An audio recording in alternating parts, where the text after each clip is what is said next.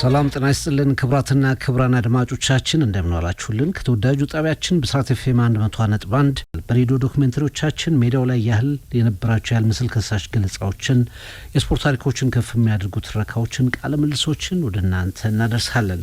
ዛሬም እንደተለመደው ሁለት ድንቅ ማራኪ ፕሮግራሞችን ወደ እናንተ አደረስን ከሻኪራ አዲሱ የ2026 የዓለም ዋንጫ ዜማ ጋር። በነገራችን ላይ ትሪቡን እንዲሁም ደግሞ መላው የስፖርት አፍቃሪ ትኩረቱን አሜሪካ፣ ካናዳና ሜክሲኮ በጋራ በሚያስተናግዱት በ16 ከተሞች ላይ በሚከናወነው የዓለም ዋንጫ ላይ ያደርጋል። በምድራችን ትልቁ የዓለም ዋንጫ ይሆናል። 48 ቡድኖች 32 ከቀደሙ በጣም ብዙ ቶርናመንቶች በተለየ ሁኔታ 48 ትልቅ ቡድኖች ይሳተፋሉ። 104 ጨዋታዎች ይከናወናሉ። ከጁን 11 እስከ ጁላይ 19 2026 የዓለም ዋንጫ አንድ ወር ከ10 ቀን ደግሞ መላውን ትኩረት ሁሉ ይወስዳል። 12 ምድቦች አራት ቡድኖች ያሉባቸው 12 ምድቦች። የመክፈቻው ጨዋታ በሜክሲኮ ስታዲዮ አዚቴካ ይከናወናል። ዲየጎ አርማንዶ ማራዶና 1986 ላይ የነገሰበት እንደነበር ይታወቃል። በ1970 ሜክሲኮ የዓለም ዋንጫን ማስተናግዳ ነበር። ያኔ ብራዚል ፔሌ እና ጓደኞቹ የነገሱበት ነበር። 2026 እንደዚሁ ሜክሲኮ ለሶስተኛ ጊዜ የዓለም ዋንጫን በማስተናገድ ብቸኛው ሀገር ትሆናለች። አሜሪካና ካናዳ አብሯት ያስተናግዳሉ። 16 ከተሞች እንደ ሊዮኔል ሜሲ፣ ክሪስቲያኖ ሮናልዶ፣ ሉካ ሞድሪች፣ ኔይማር፣ መሐመድ ሳላን የመሳሰሉ ባለፉት 20 ዓመታት እግር ኳስን ያደመቁ በየቤታችን የነበሩ እግር ኳስን በከፍታ ስሜታችን ላይ የሳሉ ኮከቦች የመጨረሻ የዓለም ዋንጫቸውን የሚያደርጉበትም ይሆናል ተብሎ ይጠበቃል። በሻኪራ ዜማ ከፍተናል። ትሪቡን ስፖርት በቀጣይ ሳምንታት እንዲሁም ደግሞ በአንድ ወር ከ10 ቀናት ውስጥ ከወደ ኋላ ወደፊት እየሄድን አሁን ያለውን ሁኔታ እየዳሰስን የዓለም እግር ኳስ ዋንጫን ድንቅና ማራኪ ሁነቶችን እንደተለመደው በአስደማሚ ሁኔታ እናቀርብላችኋለን። ወርልድ ካፕ በትሪቡን የተለየ ይሆናል። ትሪቡን ሁልጊዜም እንደምንለው ስፖርትን ለመከታተል ትክክለኛው ቦታ፣ የትኛውንም እውነት ለመመልከት ትክክለኛው ቦታ። ከሻኪራ ሙዚቃ ግብዣችን በኋላ ስፖንሰሮቻችን መልእክት አዳምጠን ወደ ፕሮግራሞቻችን ሄድ ነው። አርሰናል ባለፉት 2 ሳምንታት ውስጥ የነበረውን የድል ከፍተኛ ስሜት የደመደመበት ፓራዱ በጣም አስደናቂ ፓራድ ለንደን ላይ ተመለከተን። 1.5 ሚሊዮን ሰዎች አካባቢ የነበሩበትና በእንግሊዝ ታሪክ ውስጥ ሪከርድ ተብሎ የተቀመጠ በእንግሊዝ ውስጥ የተከናወነው ትልቁ ፓራድ ተብሎ የተገለጸ ኤቨንት ነበር። ከ22 ረጅም ዓመታት በኋላ አርሰናሎች ድሉን የእንግሊዝ ፕሪሚየር ሊግ ድልን ማሳካታቸውን ተከትሎ እንዲሁም ደግሞ ለአውሮፓ ቻምፒየንስ ሊግ ፍጻሜ ከ2006 በኋላ ከ20 ዓመታት በኋላ መድረሳቸውን ምንም እንኳ በፍጹም ቅጣት ምት ቢሸነፉም ቡድናቸው ያሳየውን ተጋድሎ ለመዘከር በሚል ከ2004 በኋላ አርሰን ቬንገር ኢንቨንሲብልስን ይዘው ካሸነፉበት ፓራድ በኋላ እጅግ አስደናቂ ፓራድ ተመልክተናል። አርሰናል ቅዳሜና እሁድ ምን ይመስል ነበር የሚለውን በጣም ማራኪ በሆነ ፕሮግራማችን ተመለከተን። ከዛም ወደ ጆዜ አልፈናል። ስለ ጆዜ ወደፊት ብዙ እንላለን። እኒያ አሰልጣኝ ወጣ ገባ እያሉ 2003-2004 ስፔሻል ዋን ብለው ከመጡበት ሰዓት ጀምሮ እግር ኳስ ላይ በጆዜ ላይ የምትጠልቅ ፀሐይ አልተገኘችም። የሪያል ማድሪዶ አዲሱ ፕሬዚዳንት የተፎካካሪ ራውል ጎንዛሌዝ ብላንኮን የስፖርቲንግ ዳይሬክተር አረጋለሁ እያሉ ነው። በቡዳፔስት ቅስቀሳ አድርገዋል። ግን ዋናው ሰው ፍሎሬንቲኖ ፔሬዝ መቀጠላቸው የሚቀር አይመስልም። ጆዜ ትክክለኛው ሰው ነው፣ ማድሪድን እንደገና ወደ ትራኩ ለመመለስ ትክክለኛው ሰው ነው በሚል ጆዜ ሞሪኖን አምጥተዋቸዋል። እናም እንደገና መልሰው ወደ እግር ኳስ ዓለም መነጋገሪያነት ተመልሰዋል። ጆዜ ሞሪኖና አጠቃላይ ሂደታቸውን ሰፋ ባለመልኩም እንደዚሁ የምንመለከትበት ፕሮግራም ይኖርናል። ሊቨርፑል አንዶኒ ኢራኦላን አሰልጣኝ የማድረጉ ነገር እየተረጋገጠ ይመስላል። በጣም ሃይ ኢንቴንሲቲ ያላቸው በጣም አግሬሲቭ የሆነ ቡድን በመስራት የሚታወቀው በርንማውዝ ዘንድሮ በጣም ፕሪሚየር ሊጉ አስገራሚ ቡድን እንደሆነ ይታወቃል። አርሰናል፣ ማንቸስተር ሲቲ፣ ሊቨርፑል የትኛውንም ትልቅ ቡድን ፈትኖ የፈተነ ቡድን እንደነበር ይታወቃል። እኒህ አሰልጣኝ አሁን ወደ ሊቨርፑል የማቅናታቸው ነገር እየተረጋገጠ ይመስላል። አንዶኒ ኢራኦላና ሊቨርፑል፣ ከአርነ ስሎት ወደ አንዶኒ ኢራኦላ ሊቨርፑል እንደዚሁ እንላለን። ከዛ ውጪ ነገሮች መጠናቀቃቸውን ተከትሎ የዝውውር ጉዳዮች በስፋት እየተነሱ ይገኛሉ። ተጫዋቾች ቡድኖች ተጫዋቾችን ማሳደዳቸውን ቀጥለዋል። ዩናይትድ፣ አርሰናል እንዲሁም ደግሞ ቼልሲ እና ማንቸስተር ሲቲ በእንግሊዝ፣ ባርሴሎና፣ ሪያል ማድሪድ በስፔን እንዲሁም ደግሞ ሌሎች አውሮፓ ላይ ያሉ ትልልቅ ክለቦች ትልልቅ ተጫዋቾችን ታርጌት ማድረጋቸውን ቀጥለዋል። የትኞቹ ተጫዋቾች ወደ የትኞቹ ክለቦች ኦሬዲ የተፈጸሙ ዝውውሮች አሉ። እንደ አንቶኒ ጎርደን ወደ ባርሴሎና ያቀናበትን ዝውውር ጨምሮ አይቀርም ተብሎ የሚጠበቁ ዝውውሮች ለምሳሌ የዩሊያን አልቫሬዝ ወደ አርሰናል የሚጠበቁ አይነት እንዲሁም ደግሞ አስገራሚ በጭምጭምታ ደረጃ ዴክላን ራይስ ወደ ሪያል ማድሪድ በጭምጭምታ ደረጃ ከሚሰጡት ዝውውሮች ጨምረን በጣም ቅርብ የሆኑ ዝውውሮችን እንደዚሁ እንመለከታለን። አርሰናል ትልቅ ሲዝን አሳልፏል። በእንግሊዝ ታሪክ ውስጥ ደግሞ ሪከርድ የሰበረ ፓሬድ አድርጓል። ቅዳሜና እሁድ በአርሰናል ምድር በለንደን እንዴት ነበር የሚለውን ተመልክተናል። ፓሪስ እንደገና ከኤፍል ታወር የተነሳ የድል ርችቷን ለኩሳለች። ደማቅ አቀባበል ፓሪዚያኑ ተደርጎላቸዋል። ሁለተኛ ክብራቸውን አክብረዋል። አውሮፓን መውረራቸውን በደማቋ ከተማ በደማቅ ስነ ስርዓት እንደዚሁ አክብረዋል። ትሪቡን በቀጣዮቹ ደቂቃዎች ላይ በእነዚህ ጉዳዮች ዙሪያ ቆይታ እናደርጋለን። በሬዲዮ ዶክመንተሪዎች ሜዳው ላይ የነበራቸው ምስል ከሳሽ ገለጻዎች፣ የስፖርት ታሪኮችን ከፍ የሚያደርጉ ትረካዎች፣ ቃለ ምልልሶች፣ የድንቅ ኮሜንታተሮችና ደጋፊዎች ማጀቢያ ድምጾችን ወደ እናንተ እናደርሳለን። ምክንያቱም ትሪቡን ስፖርትን ለመከታተል ትክክለኛው ቦታ። ማራኪ ዶክመንተሪዎቻችን በምስልም ጭምር ታግዘው በዩቲዩብ ቻናሎቻችን ታገኟቸዋላችሁ። ዛሬ ቀርበውን የአርሰናልን ፓሬድ ጨምሮ በጣም በርካቶች እየተመለከቱት ይገኛሉ። ሀሳብ አስተያየቶችም እየተመለከትን እንገኛለን። ሁሉም አይነት ወቅታዊ ፕሮግራሞቻችን በዩቲዩብ ፕሮግራሞቻችን ፍቅር ይልቃል ዩቲዩብ ገጽ፣ ኤፍሬም ማን ኦፊሻል የዩቲዩብ ገጽ ላይ ታገኟቸዋላችሁ። ሰብስክራይብ፣ ሼር፣ ላይክ በማድረግ ቤተሰብነታችንን እናጠናክር። ከዛ ውጪ በ0929862233 በጽሁፍ መልእክት በቴክስት ልትልኩልን ትችላላችሁ። ከ500 ሺህ በላይ ላይክ ባለው የፌስቡክ ገጻችን ትሪቡን ስፖርት ዊዝ ፍቅር ይልቃል እንደ ኤፍሬም ማን በዛም በመግባት ሀሳብ መስጠት ትችላላችሁ።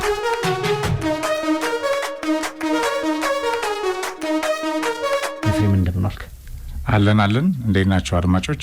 ድካም አለ እንዴ? ዘገየ ትንሽ ድካም አለ ከስራ ጫና ጋር። እንዴት ናችሁ? በያላችሁበት ሰላም ጤና ፍቅር። 30 ደቂቃ ደግሞ በቀጥታ ስርጭት እንደጠቀስከው ቆይታ እናከናውናለን። ፍቅር ከአበይት ጉዳዮች ጋር 8 ሰዓት ፕሮግራማችን ጀምሮ በተለይ ቅዳሜና እሁድ የመድፉ ህይወት እንዴት ነበር የሚለውን በደንብ በማራኪ ሁኔታ በዶክመንተሪያችን ይዘናል። እሱን አሰምተናል። ከዛ ውጪ ጆዜን እንደዚሁ ጆዜ በሪያል ማድሪድ ይጠበቃሉ። ፔሬዝ ባይመረጡ አይባረሩም እኮ ፔሬዝ ባይመረጡ አይባረሩም። ይሄ ማለት ፔሬዝ ይመረጣሉ ማለት ነው። ከሰውየው ፊት ለፊት ሌላ ተቀናቃይ መጥቷል። ከሌን አስፈርማለሁ እያለ ነው። ያው አክት ላይክ እንደ ራሳቸው ፍሎሬንቲኖ ፔሬዝ ነው አዲሱ ተመራጭ። ነገር ግን ምን ያህል ይሳካል? ሪያል ማድሪድ ለለውጥ እየተነሳ ይገኛል። ምን ያህል ውጤታማ ይሆናል? በተለይ ከኪሊያን ምባፔ ድንቅ አቋምና ግን የዋንጫ እርግማን ጋር በተያያዘ ከማይክ አርቴታ በስተጀርባ የመድፉ ስኬት ሚስጥሮች ፍቅር ዛሬ እናነሳቸዋል። እንደጠቀስከው ኤንሪኬ የፓሪዚያኑ አውራ ነው። የፈረንሳዩ ፕሬዚዳንት ማክሮን በተለይ ኤንሪኬ ሲመጣ ብዙዎች አላመኑትም። ተንታኞች ብዙ ያወሩ ነበረ። ዛሬስ በተለይ የፓሪስን ህይወት የቀየረው ኤንሪኬ ነው። ፓሪስ ሴን ጀርሜን ፓሪስ ትልቅ ከተማ ነች። በጣም ውብ ከተማ ነች። ዓለማችን ላይ ከሚጎበኙ ከተሞች መካከል አንዷ ነች። ኩራቷ ፓሪስ ሴን ጀርሜን ነው። ነገር ግን የሀገር ቤት አንበሳ ሆኖ ነው የኖረው በ56 57 ዓመት ታሪኩ። ካለፈው ዓመት አንስቶ ግን በተከታታይ በሪያል ማድሪድ ቅኝት ገብቷልና ይህንን የለውጥ አብዮት የፈጠረው የፓሪዚያኑ ቼኩቬራ ወይም ነጻ አውጪው ሉዊስ ኤንሪኬ ሆኗል። ይህ የ4-3-3 ቀመር በፕሬሲንግ በቢልድ አፕ በጣም አፍኖ ተጭኖ መጫወት የሚችል እንደገና ኳስ ተቆጣጥሮ የሚችል ቡድን በመስራት ይታወቃልና አሁን የዓለም እግር ኳስ ንጉሱ አሰልጣኝ ሉዊስ ኤንሪኬ ሆኗልና የስፔኖች ተጽዕኖ በጣም ድንቅ ነው። ፍቅር አሁን ራዮላ ወደ ሊቨርፑል መጥቷል። ጥሩ ምርጫ ለኔ ይመስለኛል። ከዛ ውጪ የዋርካው ጋርዲዮላ ከሲቲ ሽኝት በተለይ ባለፉት 10 ዓመታት የነበረው ተጽዕኖ በጣም በርካታ የስፔን አሰልጣኞችን ፈጥሯል። በጣም በቃ ቀልብ ያላቸው የስፔን አሰልጣኞች አቅም ያላቸው የስፔን አሰልጣኞች ተፈጥሯልና ስፔን ዶሚኔሽኗ በዓለም እግር ኳስ ዋንጫስ እንዴት ነው የሚለው ራሱን የቻለ ጥያቄ ነው። በተለይ ከዓለም እግር ኳስ ዋንጫ ጋር በተያያዘ እንደጠቀስከው ሰኔ 4 ይጀምራል። ሐምሌ 12 ድረስ ስፖርታችን ይለቀቃል። 2026 ወርልድ ካፕ ከአሜሪካ ካናዳና ሜክሲኮ ይከናወናል። የቪዛ ጉዳይ አሁንም በአሜሪካ በጣም አነጋጋሪ ሆኗል። የደቡብ አፍሪካ ተጫዋቾች ጭምር ቪዛ እየተከለከሉ ነው እና እንዴት ሊጫወቱ ነው?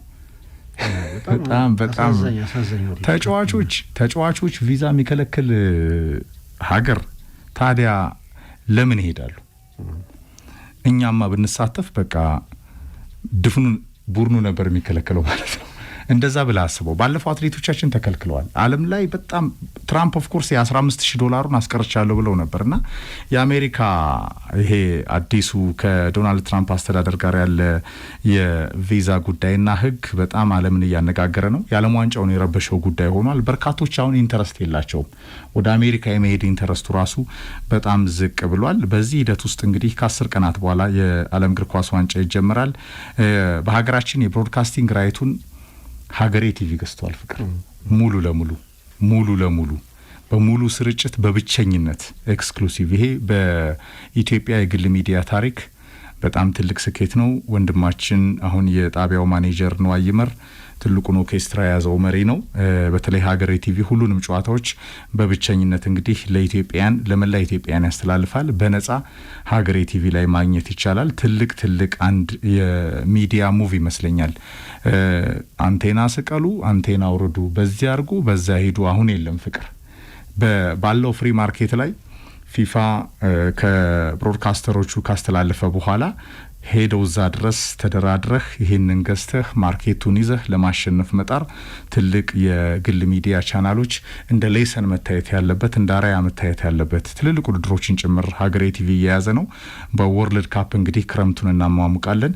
ለመላ ኢትዮጵያን ከተደራሽነት አንጻር በጣም ለመላ ኢትዮጵያን ሀገሬ ቴሌቪዥን ላይ በኤችዲ ሙሉ ለሙሉ ጨዋታዎች መገኘታቸው ትልቅ ምርታ ይመስለኛል። እንደው መንደርደሪያ ሀሳብ እናርገው ብዬ ነው። የዓለም ዋንጫ ዋዜማ ላይ ስለምንገኝ የዓለም ዋንጫ በጣም በትልቅ የዓለም ትልቅ ውድድር ነው። ምናልባት ኦሎምፒክ ካልሆነ በስተቀር በጣም ቢሊዮኖች የሚመለከቱት ውድድር ነው። የሚሳተፉ ሀገራት ብቻ ሳይሆን የማይሳተፉ ሀገራትም ጭምር በጉጉት የሚጠብቁት ነው። እግር ኳስ ሁሉም ስለሆነ ማለት ነው። ኤፍሬም ፉትቦል ደረጃ በጣም ብዙ ትውስታዎችን መምዘዝ ትችላለህ ከዓለም ዋንጫ። አንዳንድ ጊዜ የዓለም ዋንጫ ስርጭቶችን ስታስታውስ ወደ ኋላ ተንተርሰህ ስለ እግር ኳስ የምታነሳቸውን መሰረታዊ ቫልዩዎችም ጭምር አብረህ እንድታነሳ የሚያስገድድ አይነት ትውስታን የሚፈጥር ሁሉም ሰው ቤቱ ቁጭ ብሎ የሚመለከተው ነው። የአሁኑ ውድድር ደግሞ በተለይ ሰዓቱ በጣም አርሊ የሆነው 4 ሰዓት ነው አይደል? ሌሎቹ 7 ሰዓት አለ፣ ወደ 11 ሰዓት አለ። የ1994 የዓለም ዋንጫ የምናስታውሰው እኮ ነው። እነዛ ስለሆነ ይህንን በምቾት ለመከታተል የሚያስችል ስርጭት ማከናወን እድል መውሰድ ለሀገሬ ቴሌቪዥን ትልቅ ኦፖርቹኒቲ ነው። ትልቅ ስራ ነው። ሰዎች ቤታቸው እግር ኳስ የሚወዱ ሁሉት በጋራ ተሰብስበው የሚመለከቱት ውድድር ነው። ሌጀንዶች የተፈጠሩበት ነው። አሁን ከነፔሌ ማራዶና ዘመን ጀምረ እንደ ዚነዲን ዚዳን፣ ሮናልዲኖ ጎቾ ሌጀንድ የምትላቸውን የተሳካላቸውም ያልተሳካላቸውም ኮከቦች በሙሉ ያለፉት በዚህ ውድድር ላይ ነው። መመዘኛ ነው አይደል? አንዳንዴ ሊዮኔል ሜሲን እኮ የምንጊዜው ምርጥ ለማለት እኮ የዓለም ዋንጫ ያንሰዋል የሚል መመዘኛ ስታንዳርድ የመጨረሻ ስታንዳርድ ተደርጎ ኳታር ድረስ ጠብቋል። ኳታር ያንን የመሰለ ድራማ የተመለከት ነው በዓለም ዋንጫ ምክንያት 4 ዓመት ወደፊት ምን አይነት ድራማ እናያለን በሚል ጉጉት የሚጠበቅ ነውና ትሪቡን ሁሌ ያቀርበዋል። ከዛ ከኮንቲቬርዴ ደሴት የመጀመሪያው የዓለም ዋንጫ ዩሌስ ሪሜትስ በካፖርት ይዘውት የደረሱት ኡራጓይ ዳኛው መርከብ ተዘጋጅቶላቸው ፍጻሜውን እንደ ዳኙ በቀጥታ እየሮጡ በመርከብ የወጡበት ከዛ በሱፍ በሙሉ ሱፍ ነበር ያን የሚዳኙ። ከዛ ተነስቶ አሁን ዓለም ዋንጫ በጣም ሶፊስቲኬትድ የሆነ እስከ ቫር ብዙ ነገሮች የደረሱበት ደረጃ ላይ ደርሷል። አንዳንዶቹን እድገት ናቸው አይደሉም እንከራከርባቸዋለን። ግን ዓለም ዋንጫ አሁን በቁጥርም በጣም ጨምሮ 12 ሀገር ጨምሯል። 3 ሀገራትን ነው የሚያስተናግዱት። 16 ከተሞች ላይ ነው የሚከናወነው። 104 ጨዋታዎችን እንመለከታለን። የቀጥታ ስርጭቶቹ ብዙዎች ናቸው። ግን ዓለም እንደገና ለሌላ ትውስታ ይዘጋጃል። ይህንን ደግሞ ኢትዮጵያን በራሳቸው ቲቪ ቻናል ጭምር መከታተላቸው አንድ ትልቅ አጋጣሚ ነው። ከዛ ውጭ ደግሞ እንግዲህ ዲኤስቲቪ ሁሉንም ጨዋታዎች አጋራችን የሆነው ዲኤስቲቪ የፔይ ቲቪ ራይቱን የወሰደው እሱ እንደሆነ ይታወቃል። ሁሉንም ውድዶች የሚከናወኑ ውድድሮችን በአፍሪካ ውስጥ ያሰራጫል። ዘንድሮም በጣም ተመጣጣኝ በሆነ ዋጋ ሁሉንም 104 ጨዋታዎችን በይዛችሁ ቁጭ ብላችሁ እንድትከታተሉ እጅግ ተመጣጣኝ በሆነ ዋጋ በቀጥታ ኦፈርም ይዞ ቀርቧል። አዎ የሁሉም ሰው ደግሞ ዴስ ቲቪ የለውም ደግሞ በተቃራኒው አሁን የፔይ ቲቪ ቻናል ነው ሰብስክራይብ የምታደርገው ነው። ለኢትዮጵያን ደግሞ ሀገር በቀል የሆነው ኢትዮጵያን ቻናል ያውን በነጻ በተደራሽ ማድረግ ደግሞ የበለጠ በተለይ በመላው ሀገሪቱ ላሉ ታርጌቶች በየቤቱ የበለጠ ለመድረስ ደግሞ ሌላው ኦፖርቹኒቲ ነውና ይሄ ለሚዲያ እድገት ለመወዳደር አሁን ዘመኑ ይሄንን ይፈልጋል። ይዘህ ነው ወደ ትልልቅ ተቋማት መሄድ የምችለው ዘመኑ ቴብል ላይ ይሄን ይፈልጋል። ቢቢሲ ዝም ብለህ ይዘህ ኢትዮጵያ ብሮድካስት ኮርፖሬሽን ኤፍሬም እንዳቋረጥ ይቅርታ ሁሉም ውድድሮች በኢትዮጵያ ብሮድካስት ኮርፖሬሽን ነበሩ ታስታውሳለህ? እንዲህ አይነት ውድድሮች ከኢትዮጵያ ቴሌቪዥን ከኢትዮጵያ ቲቪ ጋር ነበር የምታስተሳስራቸው። ባለፉት ጊዜያት ግን የአፍሪካ ዋንጫ ድሮፕ ያደርጋል ይሄ ጣቢያ የዓለም ዋንጫ አትሌቲክስ የዓለም ዋንጫ የጃፓኑን የዓለም ዋንጫ አላስተላለፈም። የአትሌቲክስ ሻምፒዮናው የዓለም ዋንጫውን እንደገና አያስተላልፍም። ወዴት እየሄደ ነው የሚል ጥያቄ መጠየቅ አለበት ቻናሉ የሚል ሀሳብ አለኝ። ምክንያቱም ብዙ ትውስታዎች የቻናሉ ነበሩ። ብዙ ነገሮች በቻናሉ ውስጥ ተመልካች ፈጥሯል። እነዚህ ሌጀንዶች በዛ ቻናል ውስጥ የተዋወቅናቸው ናቸው። እነዚህ ኦፖርቹኒቲዎች የተፈጠሩት በኢትዮጵያ ቴሌቪዥን ውስጥ ነበሩ። ከቅርብ ጊዜያት ወዲህ ግን ከውድድሮች ከስፖርታዊ ውድድሮች ሙሉ ለሙሉ በሚባል ደረጃ ርቋልና ይሄንን ጋፕ ሀገሬ መጥቶ መሸፈኑ ትልቅ እድል ነው። ኢትዮጵያን በቃ አንድ ስቴሽን ላይ ብቻ የመንጠልጠላቸውን ነገር ጋፑን መጥቶ በጊዜ አጥንተ ውድድሩን የመውሰድ ነገሩን ማድረጉን እኔ ለሀገሬ ትልቁን ክሬዲት መስጠት ፈልጋለሁ። ትክክል ነው። አሁን ያነሳው ጥያቄ ፓሽን የሌላቸው አሁን ባለፉት አመታትም የነበሩ የኢቢሲ የቴሌቪዥን ኃላፊዎች መልስ ይስጡበት። ፍቅር ስፖርት መዝናኛ ዓለምን የያዘ ኢንተርቴይንመንት መዝናኛ ዓለምን የያዘ እንዳልሆነ የገባቸው ሰርተን ያለፍንበት ቻናል ነው። በብዙ መንገድ ያለፍንበት ነው። ግን የሚመጡ የሚዲያ ማኔጀሮች ሁሉ ጊዜ በጣም ያስቁኛል። እኔ በቃ ድንገት ነው ከእንቅልፋቸው የሚነቁት። የሚሄዱበትን መንገድ አያውቁም። ድንገት ነው ትዝ የሚላቸው። ድንገት እንዴት ትዝ እያለ በዚህ ዘመን እንደዛ ድንገት ትዝ ይልሃል? እንዳይሆንም እንደዛ አይሰራም። ሀገሬ ቲቪ ግን ነዋይ አብረን የሰራን ወንድማችን ነው፣ የስራ ባልደረባችን ነው። ኤክስፔሪያንሱ ትልቅ ነው። በተለይ ለግል ሚዲያዎች ይሄ ቴሌቪዥን ይከፍቱና የአየር ሰዓት እንስጥህ እድል እንስጥህ የሚሉ በጣም ነው እኮ ነው የሚያስቁኝ። እድል የ18 ሰዓት ይዘው ሊንከባለሉበት በክሊፕ ሚዲያ ማሸነፍ የሚችለው እንደዚህ ውድድሮችን ይዘህ ዘመኑ ይሄንን ይፈልጋል። ዘመኑ ዲጂታል ነው። ዘመኑ ቴሌቪዥን ሜይንስትሪም ሚዲያ በተለይ በዚህ ዲጂታል ሚዲያ ዓለም ላይ ማሸነፍ የምትችለው ኢቨንት ይዘህ ውድድር ይዘህ ኢንቨስት አድርገህ ትልልቅ ተቋማት ጋር ቀርበህ ዲል ማድረግ የምችልበትን ነገር ይዘህ ተደራሽ መሆን ትችላለህ። ከቪዚቢሊቲ፣ ከማርኬት፣ ከስፖንሰርሺፕ፣ ከእይታ ራስህ አላማህን ኤዲቶሪያልህን ጭምር። ስለዚህ ይሄ ፈርቀዳጅ በመሆን ለሀገሬ ቲቪ በነገራችን ላይ ተቋሙ አይደለም ይሄ ግንቡ ሐውልቱ ማን ነው ህንጻው ምናምኑ አይደለም። ሰዎች ናቸው ሚዲያ ማስመሰል የሚችሉት አይደለም። ሰዎች ናቸው፣ ሐሳቦቻቸው ናቸው። ዲል የሚያደርጉበት መንገድ ነው። ድንበር ተሻጋሪው ነው። ዓለም አንድ ዣንጥላ ስር ነው ያለው፣ በአንድ አምብሬላ ስር ነው ያለውና ይሄንን መፍጠር መቻል ለኢትዮጵያን በእውነት ለሀገሬ ቲቪ በተለይ ደግሞ ለሚዲያ ማኔጀሩ እሱ ነው ያንበሳውን ድርሻ የሚይዘው ነው አይና ትልቅ አድናቆትን ያለኝ።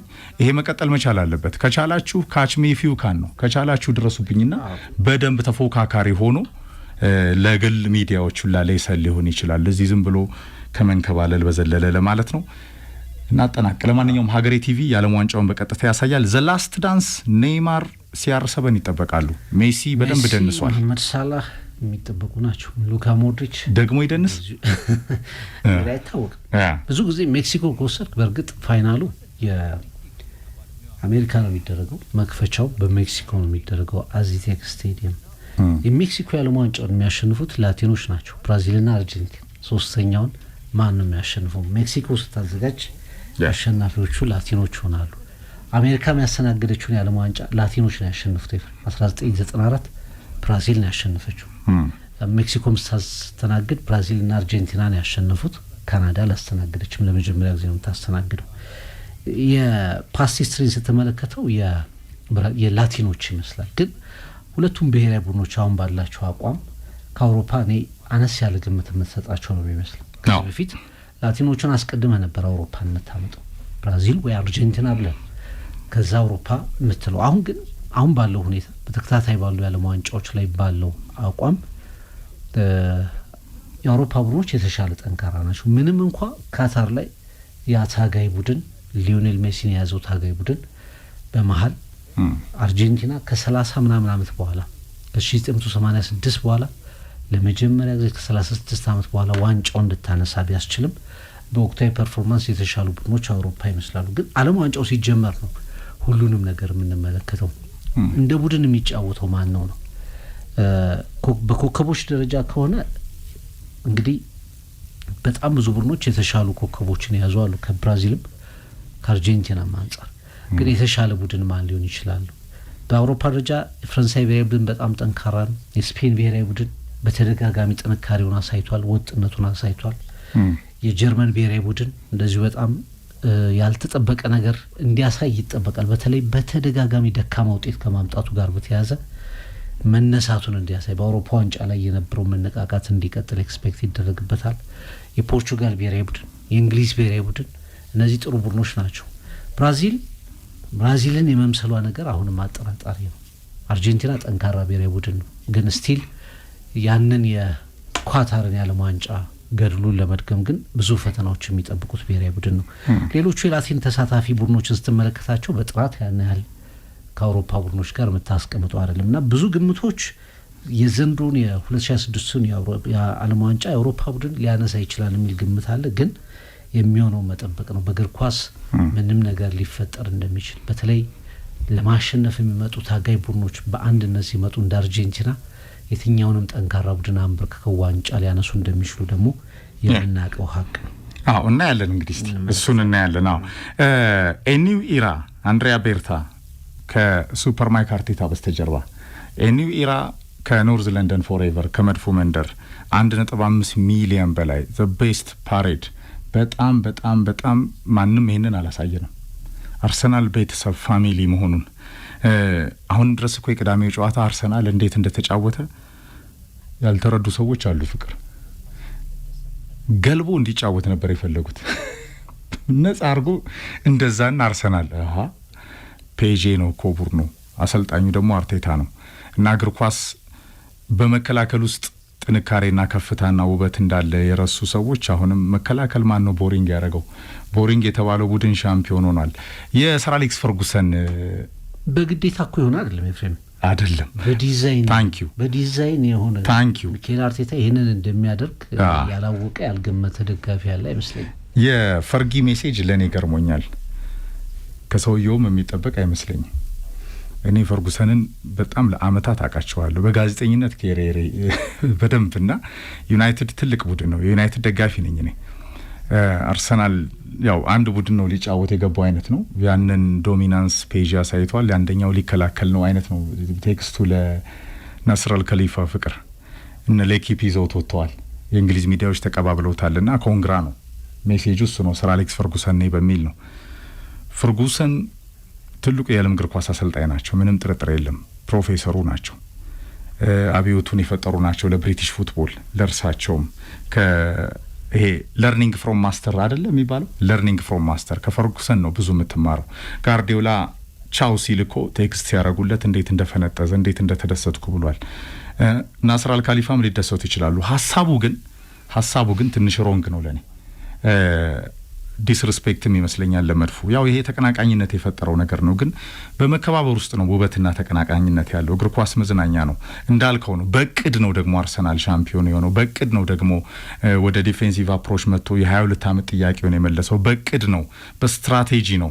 የመከላከል ስልት ጥበብን ዘ አርት ኦፍ ዲፌንዲንግን አርቴታ ከፍ አድርጎ በጆዜ ቀለም ውስጥ በካቴና ቀለም ውስጥ በተለያየ መንገድ ውስጥ አሳይቶናልና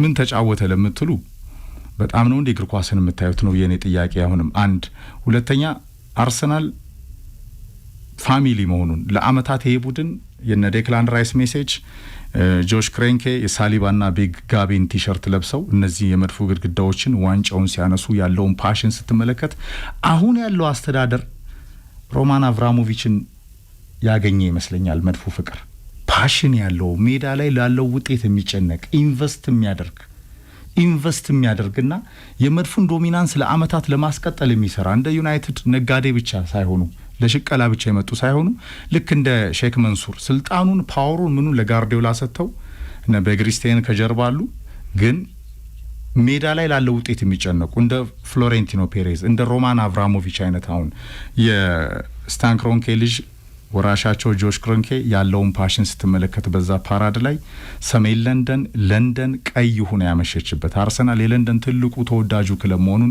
በደንብ ያረጋገጠበት ስለ ዋንጫዎች ስትሄዳው ቻምፒየንስ ሊግ የለውም ፍቅር። ይሄ ቡድን ግን ይሄን ጥያቄ ለመመለስ የበለጠ ይሄንን ጎልደን ጄኔሬሽን ይሄንን ኒው ኢራ በአንድሪያ ቤርታ የሚመራውን ከሱፐር ማይክ አርቴታ በስተጀርባ ያለው ሳተና ነው። ይሄንን ስፖርት ዳይሬክተር የገዛቸው ግዢዎች የመድፉን ጥያቄዎች መልሰዋል።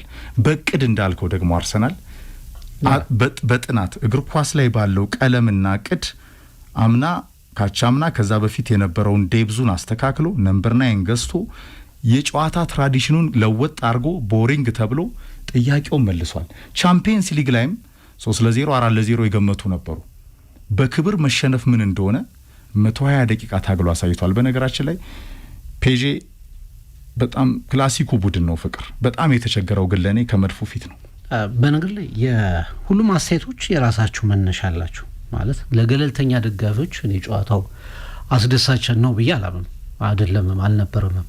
ሚኬል አርቴታም ወደ ጨዋታው ሲገባ ጨዋታውን በፔዤ እኩል ልክ እንደ ባየር ሚኒክ አይነት ፊሎሶፊም አልነበረውም። ስለዚህ እንደ ፔዤ እና ባየር ሚኒክ አይነት ጨዋታ ጠብቀ መግባት የለብም። አትሌቲኮ ቢሆንም እንደዚህ ነበር የምንመለከተው ጨዋታ ኤፍሬም አይደለም።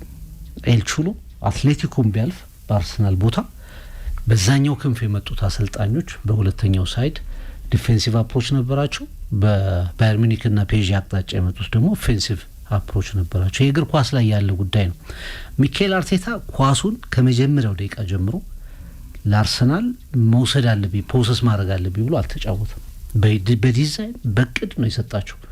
ከሰጣቸው በኋላ ግን ፔዤ በኳሱ ምን አደረጉ የሚለውን ነገር ስታነሳ በብዙ በ90ዎቹ ደቂቃዎች ውስጥ በሆኑ አጋጣሚዎች ምናልባትም ከ80 ደቂቃ በኋላ ካሉት ጊዜያት ካልሆነ በስተቀር ያን ያህል ፋይዳ ያለው ነገር አላደረገም። መከላከል አርት ነው። መከላከል ዋንጫውን አላመጣም። ስላላመጣ ነው እንጂ የተወቀሰው እንደው ቢያመጣ ኖሮ ደግሞ የበለጠ ከዚህ በላይ ክብር ይሰጠው ነበር። ስላላመጣ ነው እንደው ባለመጫወቱ የተወቀሰው። በዚህ መንገድ ጆዜ ዋንጫ አምጥቷል። የጆዜ የጀግንነት ተጋድሎ ተደርጎ እየተነሳ ይገኛል። ለምንድን ነው የሚካኤል አርቴታ ሲሆን እንደ የመፍራት ስትራቴጂ ተደርጎ የሚነሳው ነው። ሁለተኛ በአቅምህ ነው የምትጫወተው። ኢንተር ሚላን ተመሳሳይ አፕሮች ነበር ለመከተል የነበረበት። አምና 8-9 ጎል ሊያስተናግድ የሚችልበት እድል ነበረው። 5-0 ተሸንፏል። ፋይናል ያልመሰለ ነገር ነበር። ስለዚህ በአቅሙ አርሰናል ተጫውቷል። ምናልባት ባለፈው ምን እናንተ እንደተከራከር ነው ትንሽ 1-0 ከመራ በኋላ የፔዤ ኦፌንሲቭ አጫወት ወደፊት በጣም በስቶ ስለሚመጣልህ የምታገኘውን ስፔስ መጠቀም የሚችል የማጥቃት እንቅስቃሴ ትንሽ መጨመር፣ ካውንተር አታክ ሊሆን ይችላል፣ በትራንዚሽን የሚሄዱ ኳሶች ሊሆኑ ይችላሉ። እሱን መተግበር አለመቻሉ አርሰናል ወደ ፔናልቲ እንዲሄድ በኋላም ዋጋ እንዲከፍል አስገድዶታል። ግን 71 ዓመት ነው አርሰናል ይህን ዋንጫ የናፈቀው ከውድድሩ ዓመት ጀምሮ ማለት ነው። ስለዚህ ይህንን ውጤት ሊያመጣ ይችላል የሚለውን ስትራቴጂ አሰልጣኙ ይዞ ገብቷል። ያ ደግሞ ዋንጫውን አላመጣም። በአጋጣሚ ስህተት ነበር ማለት ግን አይደለም። ቡዳፔስት ላይ እኮ የጀመረው ስትራቴጂ አይደለም። ለበርንሌም ለሁሉም እንግሊዝ ፕሪሚየር ሊግ ክለቦች ለተጋጣሚዎች ሲያደርግ ነበር። ለወረደው በርንሌ ኳርቴታ እንደዚህ ነው የሚጫወተው። ፕሮጀክቱ ዋንጫ ማምጣት ስላለበት የትንፍጪው ዱቄቱን አንጪው መጨረሻ ተሳካኩ። ባይሳካ ነበር አርቴታ መተቸት የነበረበት። ለዓላማው ቆሟል፣ ጸንቶ ወድቆ ተነስቷል፣ ተተችቷል። ያልተባለው ነገር አለ እንዴ? ለምንድን ነው ይህንን አፕሪሼት የማይደረገው? ሁሌ እያጀበ ይቀጥል እንዴ? ከፍቶ እየተጫወተ አልሆነለትም በዛ መንገድ። ስለዚህ በኢራው ግዢዎቹ ጠቅመውታል። ክረምቱ ላይ በጣም አክተር ነበረ ከአንድሪያ ቤርታ ጋር። ይሄ ይቀጥላል እያሉ ነው የክሮንኬ ፋሚሊዎች። ፈርጉሰንን ያረጁ እንደ ያልኩት ለምን መሰለ? መጽሐፋቸው ላይ እኔ ጋር አለ ከአንድም ሁለቱ ደግሞ ነው የጻፉት። አሁን እየረሱ ነው ማለት ነው። ሰውየው ቆፍጣናው ስኮትላንድ የቀያይ ሰይጣናቱ የውጤት የድል አባት ዘመን ተሻገረ እኮ ይችላል። አዎ ምንድነው መሰለ የፈርጉሰን ራሱ ፊሎሶፊ እንደዚህ አይደለም። በጣም በፎርፎርቱ በጣም በአታኪንግ ይታወቃል። የዲኤንኤው መሰረት ናቸው። ግን the best ዲፌንድ ነው የሚገነቡት። ከብሩስ እስከ መካሊስተር፣ ከሮኒ ዮንሰን እስከ ስታም፣ ከቪዲች እስከ ሪዮ ፈርዲናንድ ፈርጉሰን በዶሚናንሳቸው ውስጥ the best ዲፌንስ ነው የሚገነቡት። መጽሐፋቸው ላይ በርህን ሳትጠብቅ ጠላትህን ልታጠቃ አትሄድም። አጥቂዎች ጎል ያስቆጥሩልሃል። ድንቅ መሪ ተከላካዮች ዋንጫ ያመጡልሃል። ኤቭራ፣ ሪዮ ፈርዲናንድ፣ ኒማንያ ቪዲች፣ ቪዳ ከዛ እዚህ ጋር ሃርግሪቭስ አርገው 28 ላይ ያፕስታም፣ ሮኒ ዮንሰን፣ ጋሪ ኔቭልና ብሎንኩዊስትን አርገው ዴኒስ ኤርዊን ያውም ባልነበረበት ጨዋታ ላይ ግን ምንድነው ባሱን ፓርክ አያረጉም። ይሄ ደግሞ ሞደርን ዴይ ላይ ኤርሊ 90s ላይ ያለ የፉትቦል ባህሪና የሞደርን ዴይ ባህሪ ተቀይሯል። እነ ኤንሪኬ መጥተዋል። ፍቅር በሌላ ፕሬሲንግ የሚመጡብህ ከዚህ አንጻር ፉትቦል ባህሪ ሁሌ ይቀየራል። ግን ዘ አልቲሜት ጎልና ዘ አልቲሜት ደግሞ ፕላን ላይ አክሽን ፕላኑ ላይ ፈርጉሰን ድንቅ በረኛ አላቸው። ሽማይክል ድንቅ በረኛ አላቸው። ቫንዳርሰን ድንቅ በረኛ አላቸው። ዴሂያ ከዛ በኋላ ዩናይትድ በረኛ አልወጣል ብሎታል። አርሰናል አርቴታ ያንን ሌሰን ወስዷል እኮ። ከሲማን በኋላ ራያ ተፈጥሯል። ከቶኒ አዳምስ ካምቤል በኋላ እኮ ሳሊባና ቢግ ጋቢ ተፈጥሯል። ከለውረን በኋላ እኮ ነው ራይት ባኩ ላይ ዩሊያን ቲምበር የመጣው። ከአሽሊ ኮል በኋላ እኮ ነው ሌፍት ባክ ላይ ካላፊዮሪን የምታየው፣ አንዳንዴ ስኬሊን የምታየው፣ ሄንካፔን የምታየው። ወርክሬታቸው ከፍ ያሉ ሊደሮች እንደ ሮይኪን አይነት ሌላ ሽፋን የሚሰጡ ዋሬሮች ነበሯቸው እኮ ፈርጉሰን። ካሪክ ከዛ በኋላ ሚዛን የሚጠብቅ ግን ያልተዘመረለት ዴክላን ራይስን የዋሁን። ስለዚህ አንዳንዴ ከነበርክበት ከስኬት ማማህ ጫፍ ጋር ምን ብለህ ኮሜንት ብቻ አታረክም። ግን ለኔ አስተያየታቸው ያን ያህል ፊሎሶፊያቸውን የሚጣረስ ነው ብዬ አላምንም በግሌ። ምክንያቱም ፈርጉሰን ባስ ፓርክ አያደርጉም ነበር። የሚኬል አርቴታ ስትራቴጂ ሞሮፍ ወደ ሞሪ ነው የሚጠጋ ስትራቴጂ ነው ለኔ። እሱ የእግር ኳስ የዘመን ባህሪ ነው። በአመታት ውስጥ ይቀየራል። ዘመን ተቀይሯል። ወደ ሞሪ ነው የሚጠጋ ስትራቴጂ ነው። ኢቭን ነው ምናምን ከሚሊኒየሙ በኋላ ከዚህ ጨዋታ በፊት ይሄ ጨዋታ ይሄን እንደሚመስል ይሄን ሊመስል እንደሚችል በርካቶች ገምተዋል። የፔፕ ጓርዲዮላና የጆዜ ሞሪኖ ሬፕሊካ የኢንተርና ባርሰሎና ጨዋታ እንደሚሆን ግምቶች ነበሩ። ቅድም እንዳስቀመጥከው አርሰናል አይደለም ፒኤስጂን አይነት በጣም ጥራት ያላቸው ለበርንሊ ነው የሚጫወተው ኤምሬትስ ላይ ቡድኖች ቀርቶ በሎ ብሎክ ለሚጫወቱ ቡድኖች እንኳን በጣም ደካማ የማጥቃት እንቅስቃሴ ላላቸው ቡድኖች ሞር ዲፌንሲቭ አፕሮች ይከተል ስለነበር በፋይናሉ ቀን እንዲህ ሊያደርግ ይችል እንደነበር ግምቶች ነበሩ። አድርጎታልም ደርሶ ነበር። ሎተሪ ላይ ነው የተሸነፈው። በሎተሪው ነው ሉዝ ያደረገው። ዋንጫውን ቢያመጣ ኖሮ እኔ አርሰናል ስላጫወቱ ማንም ግድ አይሰጠውም ነበር። አርሰናል 120 ደቂቃ ስለተጫወተበት የአርሰናል ደጋፊ ብዙ ግድ የሚሰጠው አይመስልም ነበር። ምክንያቱም ያንን ፓሬድ ስትመለከት 1.5 ሚሊዮኖች ሰዎች ሰቨን ሲስተርስን ያንን ኤምሬትስ ጎዳናዎችን ለንደንን ያጥለቀለቁበትን ትዕይንት ስትመለከት የተራቡት ለዋንጫ ነው። አጫወት አብሯቸው ነበር። 20 ዓመት አብሯቸው ነበር አጫወት። ቬንገር እስኪሄዱ ድረስ አርሰናል በውብ እግር ኳስ አይታማም። ህብረት ትሪቱ ነበር። ዋንጫ የለውም። መነሻ ነው የውብ አጫወት መነሻ ነበር አርሰናል። ስለዚህ የናፈቁት ዋንጫውን ነበር እና ለዋንጫው የሚያስኬዳቸውን አፕሮች ሚኬል አርቴታ አድርጓል። ግን መጨረሻ ላይ እድል ከአርሰናልም ጋር አልነበረችም። ፔናልቲ ላይ ዋንጫውን አጥቷል። ሊቨርፑል ቅድም ስታነሳው ነበር የእንግሊዝ አሰልጣኝ አሁን የሚያሰለጥነው ማንቸስተር ብቻ ነው ካሪክ። ከዛ ውጪ አርሰናል ያባቱ አርቴታ፣ ሊቨርፑል አንዶኒ ኢራኦላ፣ አስቶን ቪላን ኡናይ ኤምሪ ያሰለጥናሉ። ዣቪ አሎንሶ ቼልሲን ያሰለጥናል። ስፔኖች በሙሉ የእንግሊዝን ቶፕ 6 ቡድኖች ማሬስካ ሲቲ ያለ ጣሊያን አሉ። ዩናይትድ ብቻ ነው ሻምፒዮኑ አርቴታ አርሰናል። ዩናይትድ ብቻ ነው በእንግሊዝ አሰልጣኝ የሚሰለጥነው። አንዶኒ ኢራኦላ እንግዲህ ሊቨርፑል በ2025-26 19 ጨዋታዎች መሸነፉን ተከትሎ በሁሉም ውድድሮች አርነ ስሎት ተሰናበቱ። ከዛ በኋላ አዲሱ የሊቨርፑል አሰልጣኝ የመሆኑ ነገር ተረጋግጧል። ሌላ ጊዜ በስፋት እናነሳዋለን። ሮይ ኪን፣ ጋሪ ኔቭል፣ ስኮልስ አሰልጣኝ አይሆኑ እንግዲህ ምን ራሱ ካሪክን ይመቀኙታል እኮ እነሱማ ስቱዲዮ ቁጭ ብለው ያወሩ እንጂ እንደ ሚዲያ ስራ ስልጠናውም ያምራቸዋል። አሁን እኔ ስልጠና ያምረኝም፣ እኔ የሚዲያ ሰው ነኝ። እኔ ላንተም እመሰክራለሁ። ወደኛ ሀገር መጥቷል። ስልጠናውም ያምራል። ከዛ ደግሞ አናሊሲሱም ያምራል በደንብ ኢንተርቴይን አድርገህ ስትሰራ እዛ ላይ ፎከስ ስታደርግ ደግሞ አሰልጣኝ ነህ እንደ ይለዋል። አይ እኛ እናሰልጥን ለምሳሌ አላልንም፣ ግን ማይክል ካሪክን ራሱ እየተመቀኙት ነው ብሪቲሾቹ የራሳቸው ልጅ ተወውና እሱ። ለማንኛውም አንድ ጥያቄ መጨረሻ አንድ ደቂቃ ወስደናል። ያው የኤንሪኬ ፓሬዚያኖ አውራ ነው አንድም ኳስ ሳያድን ቻምፒየንስ ሊግ የበላ ግብ ጠባቂ ሶቫኖቭ ነው ሩሲያ ከፔዤ። ምክንያቱም ኤዜ ፎሪ ሰደደው፣ ማጋሊሽ ወደ ቡዳፔስት ሰማይ ሰደደው። አንድም ኳስ አላዳንም፣ ቻምፒየንስ ሊግን አሸንፏል። የዶናሩማ አልጋ ወራሽ። ለማንኛውም ትሪቡን በዚህ ይጠናቀቃል። ሐሙስ በሪቪው ፕሮግራማችን እንመጣለን።